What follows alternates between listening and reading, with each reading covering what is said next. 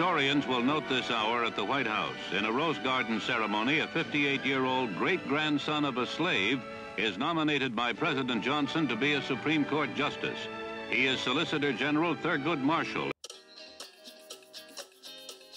Of the kind of wit and spirit he's shown in 24 years on the high bench. Thurgood Marshall goes down in history as a trailblazer, a pioneer in his field, a hero to many, and the embodiment of the notion justice for all. Thurgood Marshall was born on July 2, 1908 in Baltimore, Maryland, to William and Mary Marshall. He attended the Colored High and Training School in Baltimore. As a teen, Marshall became interested in law, as his father had a passion for following court cases. After graduating from Lincoln University, Marshall's interest in law remained, and he applied to the University of Maryland for law school. However, he was rejected due to the color of his skin and went on to attend Howard University, a historically black institution. At Howard, he was mentored by Charles Hamilton Houston, who taught his students to be social engineers, willing to use the law to fight for civil rights. Marshall graduated first in his class in June 1933 and passed the Maryland bar examination later that year. After graduating from Howard, Marshall began working for the NAACP under Houston.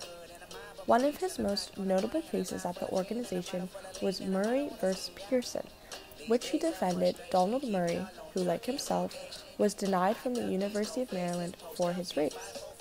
Houston and Marshall argued that the university denied the 14th Amendment's guarantee of equal protection laws by denying an African American admission on the basis of race. This case was the first of many that defined Marshall as a legal champion for civil rights and justice.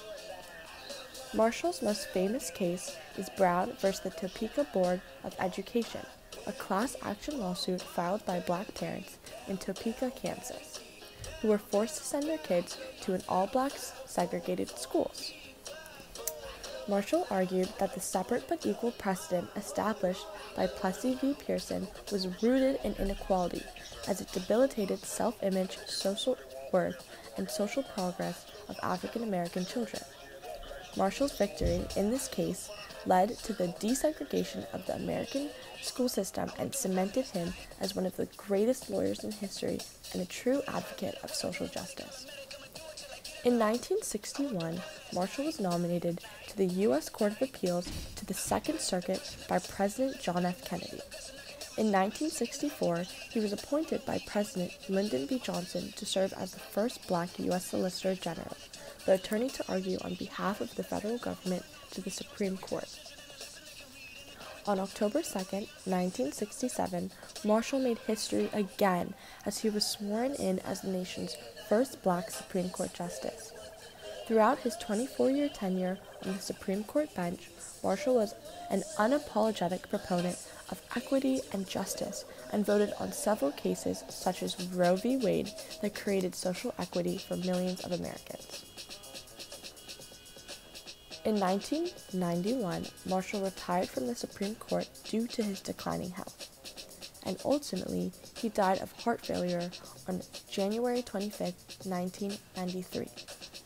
His legacy lives on through his children, Thurgood Jr. and John Marshall, in which he shared with his wife, Celia. Since his death, Marshall has received many tributes. The state of Maryland renamed Baltimore's airport the Baltimore-Washington International Thurgood Marshall Airport in 2005, and the University of Maryland's Law Library is named in his honor. In 1993, Marshall also received the Presidential Medal of Freedom from President Bill Clinton. He was also depicted by Chadwick Boseman in the 2017 film Marshall. Thurgood Marshall undoubtedly changed the course of history. His fearlessness, determination, and leadership paved the way for justice and freedom for millions. We will always remember his sacrifice, as the world would be much different without it.